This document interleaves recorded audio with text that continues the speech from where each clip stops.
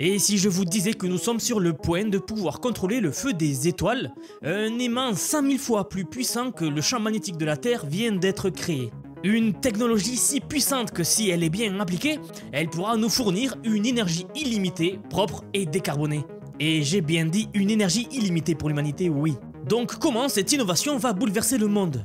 Vous êtes sur le point de le découvrir dans cette vidéo dédiée aux 4 meilleures actualités technologiques de la semaine. Donc vous l'aurez compris, ce n'est pas tout.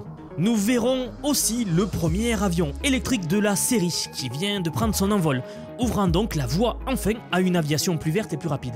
Ensuite, après avoir vu la fameuse maîtrise de l'énergie des étoiles, nous plongerons sous la surface lunaire où des robots transforment des tubes de lave en habitat pour nos futurs astronautes. Et enfin, découvrez comment des nouveaux shorts robotiques rendent la marche et la course plus faciles, révolutionnant donc ainsi le quotidien de millions de personnes. Si vous êtes chaud, on y va pour les meilleures actus de la semaine. Et on commence avec une news que je voulais vraiment vous partager aujourd'hui. Un nouvel avion qui est capable de voler en silence, sans énergie fossile et électrique. Tout cela en conservant les performances dignes des meilleurs avions de ligne. Ce futur, autrefois réservé aux rêves, devient réalité grâce à Beta Technologies. Et le dernier bijou de cette entreprise visionnaire vient tout juste de prendre son envol. Le CX-300, le premier avion électrique de série produit par Beta. Contrairement à tous les appareils futuristes à décollage vertical dont nous avions l'habitude jusqu'ici, le CX-300 joue la carte de la simplicité et de l'efficacité. Il décolle comme un avion classique, sur une piste, mais avec une révolution sous le capot, une propulsion 100% électrique. Et ce choix stratégique offre donc une transition douce vers une aviation plus verte, tout en restant compatible avec les infrastructures déjà existantes. Et alors attention, ce n'est pas un prototype qui vise juste à faire rêver les investisseurs. Le CX-300 est un modèle déjà mis en production et testé avec plus de 22 000 heures de vol. Oui, 22 000 heures de vol pour tester ce nouvel appareil. Tout cela bien sûr pour garantir la fiabilité et la technologie à l'intérieur. Vous savez que dans le domaine de l'aviation, c'est la sécurité qui prime. Son objectif, obtenir la certification officielle d'ici 2025. Une étape clé pour le marché de l'aviation électrique. Mais ce n'est pas tout. En octobre 2023, Beta a franchi un autre cap monumental. L'ouverture de la première usine de production en série d'avions électriques aux États-Unis. Donc une nouvelle méga usine capable de produire des avions en masse en série et donc ici capable de produire jusqu'à 300 avions par an. Ce qui rend cette étape encore plus impressionnante, c'est sa vitesse d'exécution. En moins de 1 an, Beta a conçu l'infrastructure, elle a consolidé la chaîne d'approvisionnement et elle a sorti son premier appareil prêt à voler. Le fondateur a lui-même pris les commandes pour le vol inaugural. Et il a décrit ce moment comme un véritable tournant, marquant donc la transition entre les phases de recherche et celle de la production commerciale à grande échelle. Alors pourquoi est-ce que cet avion est-il si important et pourquoi est-ce que je voulais vous en parler en premier ? Parce qu'il ne s'agit pas seulement de fabriquer un avion électrique, il s'agit de repenser notre aviation. Que ce soit en termes d'émissions ou d'efficacité, l'électrique est un vrai plus pour le domaine. Et cela fait un moment que j'attendais cette innovation. Donc nous n'en sommes qu'au début, mais comptez sur moi pour vous tenir informé de la suite de cette technologie. Allez, on passe à la partie principale de la vidéo. Un nouveau futur, où nous pourrions produire une énergie propre, illimitée et décarbonée. Et donc ce rêve qui a longtemps été perçu comme une histoire de science-fiction est enfin à portée de même. Et tout cela grâce à une nouvelle innovation incroyable. Un super aimant 5000 fois plus puissant que le champ magnétique terrestre. Ce composant clé fait partie du projet Spark, un réacteur à fusion nucléaire qui a été développé par des chercheurs du Massachusetts, aux États-Unis donc. Alors je tiens à vous dire que ce n'est pas la première fois que nous essayons de maîtriser l'énergie des étoiles. D'ailleurs cela fait de nombreuses années que nous sommes en train d'essayer de le faire. Mais ce qui distingue vraiment ce projet, Spark, c'est la combinaison de 2 éléments clés. Des matériaux superconducteurs de nouvelle génération et des avancées en ingénierie magnétique. Ces innovations permettent de créer des champs magnétiques plus puissants que jamais, tout en réduisant les coûts et la complexité du processus. Et il faut dire que récemment, les percées dans le domaine nucléaire sont de plus en plus nombreuses. Sachez juste que cela n'est pas un hasard. Ces dernières années, des investissements colossaux et une course mondiale entre les chercheurs ont accéléré le développement de la fusion nucléaire. Des entreprises privées jusqu'au gouvernement eux-mêmes, une course mondiale de chercheurs a lieu dans le domaine de l'énergie et notamment dans la maîtrise de la fusion nucléaire. Alors laissez-moi vous dire pourquoi rapidement. Parce que la fusion promet non seulement de transformer notre façon de produire de l'énergie, mais aussi d'avoir un impact géopolitique énorme. Et oui, car quand vous avez potentiellement à la clé un impact géopolitique aussi énorme, vous vous doutez bien que tous les pays vont s'y pencher et c'est une course à l'armement qui a lieu. Les pays et les entreprises qui maîtriseront cette technologie domineront probablement le marché de l'énergie dans les décennies à venir. C'est l'équivalent terrestre du processus qui alimente les étoiles. Contrairement à la fission nucléaire que nous utilisons déjà aujourd'hui, la fusion ne produit pas de déchets radioactifs à long terme. Et elle offre une source d'énergie pratiquement illimitée sans carbone. En clair, c'est le saint graal énergétique qu'attend l'humanité. Mais maîtriser un tel processus, c'est le défi titanesque. Pour contenir le plasma, cette matière surchauffée à des températures plus élevées que celles du soleil où se produit la fusion, il faut des champs magnétiques d'une puissance extrême. Et c'est là qu'intervient ce nouveau super-aimant. Capable de générer un champ magnétique de 5,7 Tesla, soit 100 000 fois plus fort que celui de la Terre, il contrôle et confine le plasma, empêchant ce dernier d'entrer en contact dans les parois du réacteur. Et pour ceux qui se demandent, non, cet aimant ne va pas attirer tous les objets métalliques de la planète. Ces champs sont parfaitement contrôlés et confinés. Lors des tests, ce super aimant a démontré des performances incroyables. Une puissance de 3,7 MJ et une capacité à transporter 50 000 ampères de courant électrique, ce qui suffirait à alimenter 250 maisons. Avec deux des aimants principaux du réacteur Spark déjà construits, et testés avec succès d'ailleurs, la prochaine étape est encore plus excitante. Produire du plasma dès 2026 et connecter la fusion nucléaire au réseau électrique début des années 2030. Vous voyez que les chercheurs sont assez optimistes. Nous allons arriver à maîtriser la fusion. L'humanité va réussir à contrôler la fusion nucléaire d'ici très peu. Sachez juste que c'est un grand pas pour l'humanité. Mais ce n'est pas seulement une question d'ingénierie ou de physique avancée. Vous savez, si la fusion nucléaire atteint son plein potentiel, elle pourrait, comme je vous le disais, redistribuer les cartes de la production énergétique mondiale.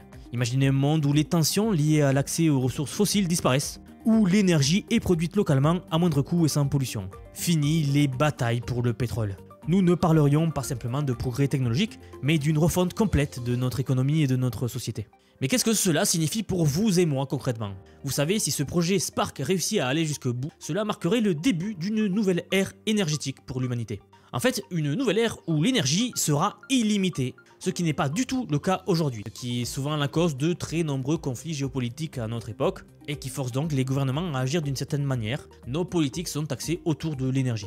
Eh bien, c'est cela qui changerait à l'avenir si ce projet aboutit vraiment.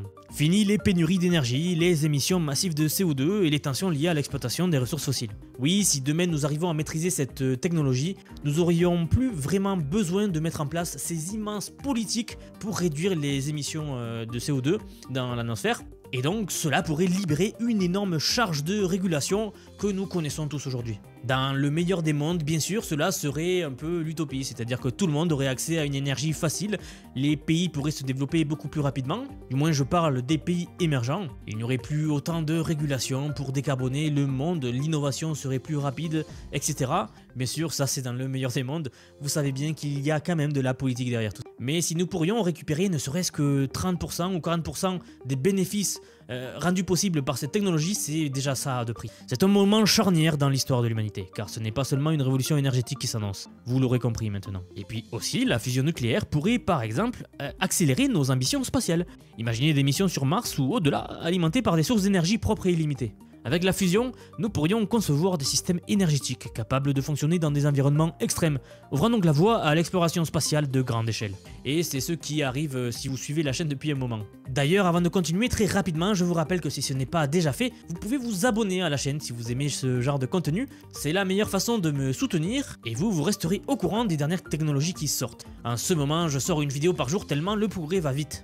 Voilà, je ne passe pas plus de temps là-dessus. Bref, nous sommes à l'aube d'une ère où les limites énergétiques ne seront plus un problème. Et c'est assez fascinant de se dire que l'humanité est à l'aube de pouvoir contrôler l'énergie des étoiles. Pour cette troisième partie, et si je vous disais que la clé de la colonisation lunaire pourrait se trouver sous sa surface? Les tubes de lave, ces formations naturelles créées il y a des milliards d'années, lorsque le satellite était encore volcanique, sont aujourd'hui au cœur de recherches pour construire des bases lunaires. Pourquoi?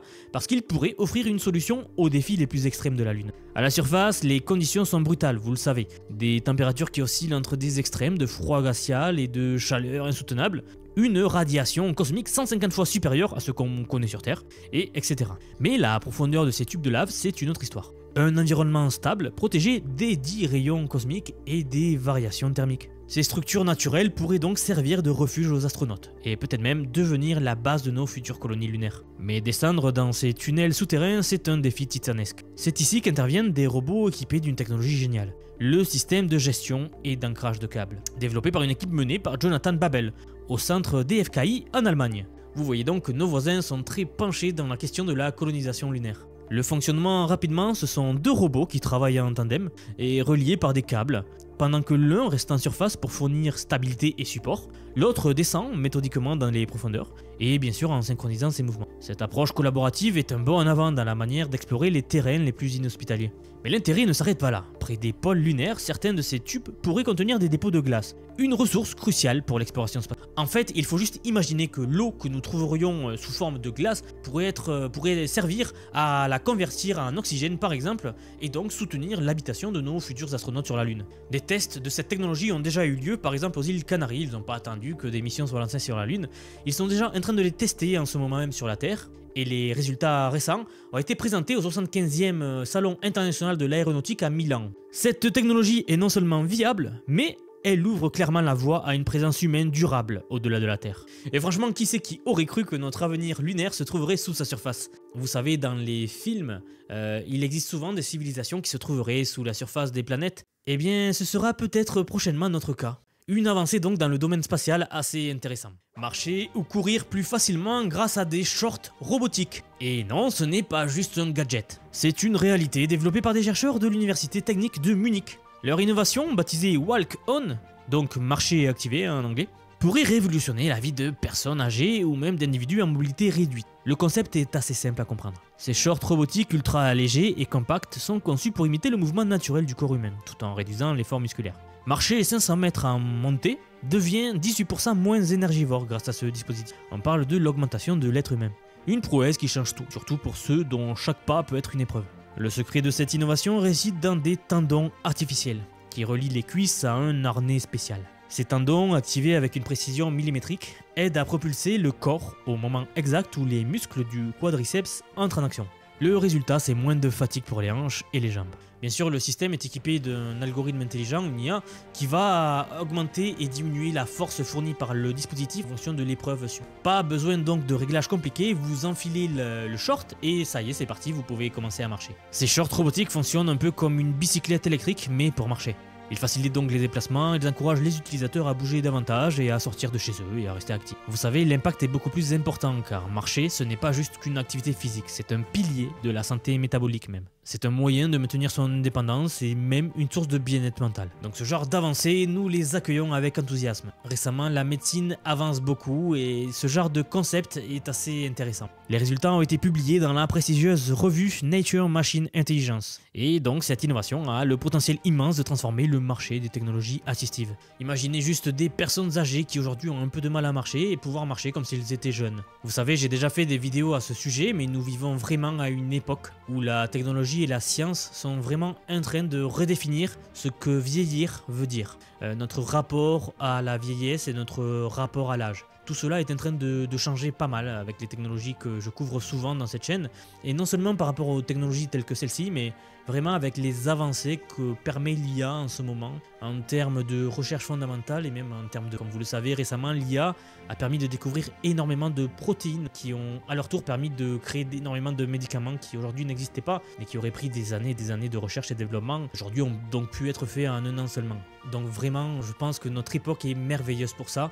La science fait vraiment avancer le bien-être de l'humanité en général, du moins dans le domaine de la médecine. Cela sera donc très intéressant à voir la suite. Et encore une fois, je vous rappelle que si ce n'est pas déjà fait, vous pouvez vous abonner à la chaîne pour me soutenir et aussi pour rester au courant des meilleures actus scientifiques et technologiques qui sortent, car je sors en ce moment une vidéo tous les jours.